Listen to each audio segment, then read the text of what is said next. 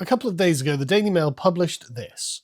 Nigel Farage paves way for Tory reform mega party with Boris that would trounce stumbling Keir Starmer.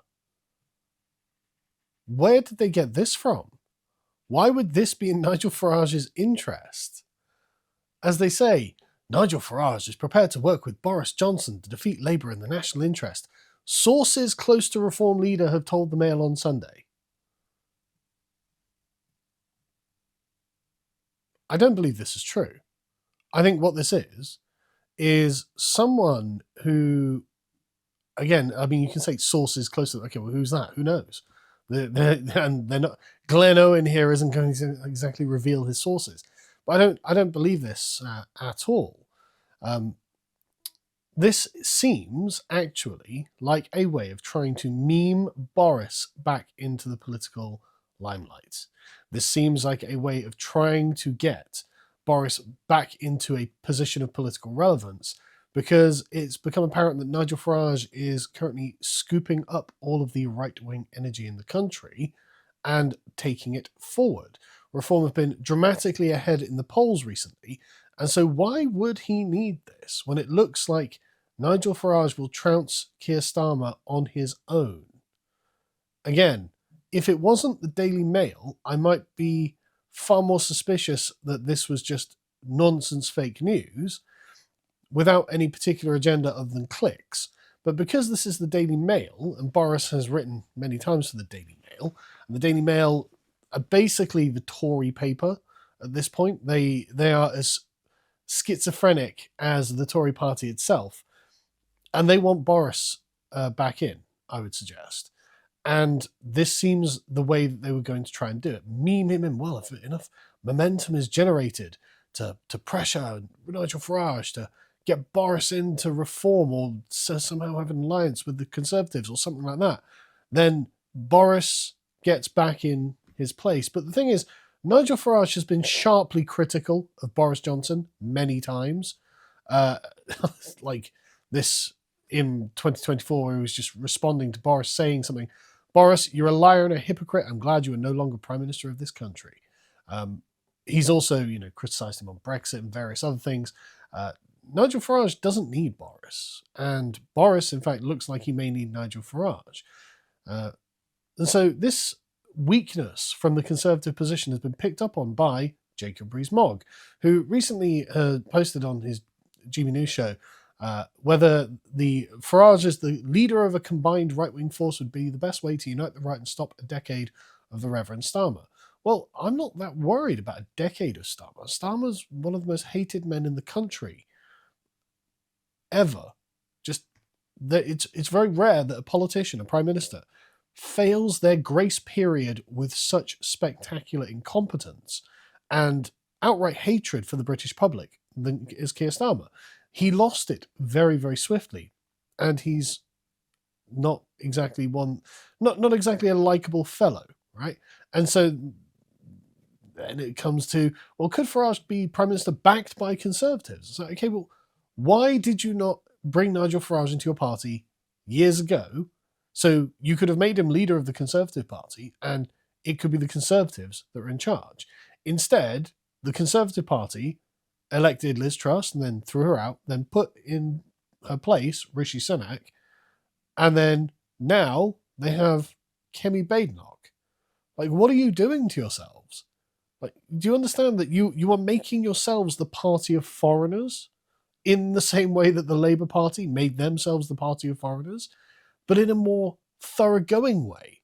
As in, the Labour Party never put a foreigner in charge, but you have put foreigners in charge of your party. And I know what the Conservative response will be.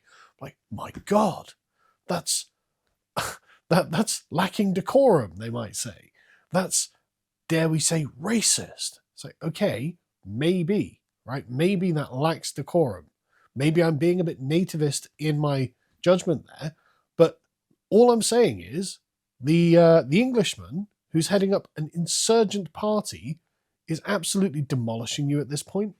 He's absolutely ruining you to the point where you're like, maybe we're going to have to follow his lead. It's like, what were you doing? Why were you genuflecting to extreme political correctness? Like, in an era where everyone is going against immigration, 70% of the country thinks that immigration has gone too far. The Conservatives put an immigrant in charge of their party. So what are you doing? Right?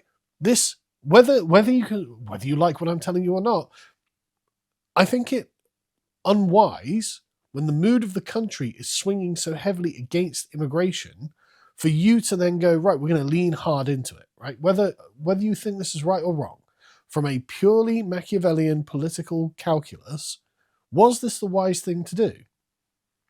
Instead, you've kept some of the best and brightest political commentators and talent outside of the Conservative Party for fear of what the Labour Party would say, for some reason, including Nigel Farage himself, who at any point you could have love-bombed into the Conservative Party and brought him over to your side, and then made him the leader of the Conservative Party. Do you remember a couple of years ago when he was saying, or it could be in 6 months, I'm the leader of the Conservative Party?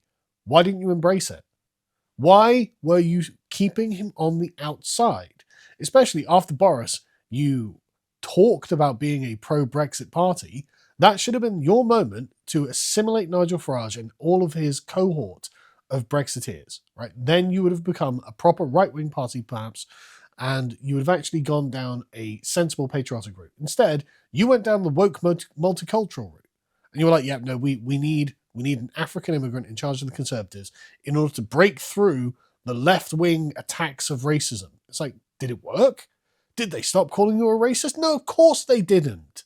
What they said is, she's the black face of white supremacy, right? Because at the end of the day, this was never about a real and genuine critique of you. This was about making you shut up and do as they say. And so what you did is you shut up and you did as they said. Oh, how's that working out for you? Well, the answer is not great, actually. The answer is terrible. Reform is, for the past 2 weeks, Reform has just been consistently in the lead in the polls. And that's pretty unprecedented. This is a YouGov poll, but there have been many others. Some have had Nigel Farage on 29%, which is significantly ahead of Labour, who are roughly on 25% at the moment, and the Tories are on 20 to 21%. This one, Farage on 26%, which is great for a YouGov poll, which is a kind of self-selected online poll, so they naturally skew to the left, as all polling does generally. But the point being, Farage is clearly in the lead, and Kemi keeps doing media appearances that don't really make her very likable. Like, it's one thing saying, okay, we're going to put an immigrant in charge. This is not a wise decision. But if they're particularly charismatic, if they're particularly expert in their field, you could say, okay, fair enough. What difference does it make? But Kemi isn't those things, right? And so it's not that Kemi is very likable, which is a very important thing, a very important characteristic in a politician, which is why Boris is popular, right? It's not that she's brilliant at what she does. All of the people around her seem to be like, yeah, she turns up late, doesn't seem to want to do any fundraising, doesn't seem to want to do any of the internal work of the Conservative Party. And then she keeps doing media appearances like her latest trigonometry interview, where, frankly, no one was impressed. A bunch of people came away from that going, oh, she seems a bit arrogant and conceited. I'm in charge now. She seems a bit self-important. And she didn't come across as being particularly brilliant. And you could see the frustration that Constantine and Francis had with her, essentially dodging questions and talking around the meat of the issue. And so everyone was like, okay, that didn't help, right? That's not helping her. The more the public is exposed to her, the less they're finding that they like her. And so, okay, well, you've chosen someone who totemically represents the previous paradigm, and she's not even brilliant. So, okay, for political correctness reasons, having the first black woman in charge of the Conservative Party, bravo, bravo. I'm sure the Labour Party is just seething with envy, which they're not, obviously, but it's not getting you anywhere. And so you're like, okay, well, maybe we could have an alliance with Reform. Why would they want an alliance with you? You're a dying party. And because of the Mail coming out and saying, oh, no, you could work with Boris. Why would you want to? Reform just came out and put out this a flat statement. There are absolutely no circumstances in which Reform would ever do a pact with Boris Johnson or the Conservative Party. You know what? This is making me like Reform even more. Like, okay, I'm a fairly, mild Reform supporter, I'd say. I think that they're perhaps being a bit too cautious in a bunch of ways. But I like Nigel Farage. I like everyone around Nigel Farage. Even Tice has won me over a bit. He's been grilling people a bit more, which I like. I like the Reform MPs. I like the Reform base. Like they've, a lot of overlap with our subscribers with reform. We agree with almost all the policies. And I just wish they were going a bit harder. And this is the kind of steel that I like to see in them. It's like, no circumstances will reform do a pact with Boris Johnson. You are responsible for the betrayal of Brexit. You throw open Britain's borders and collapse standards in public life through this lack of integrity.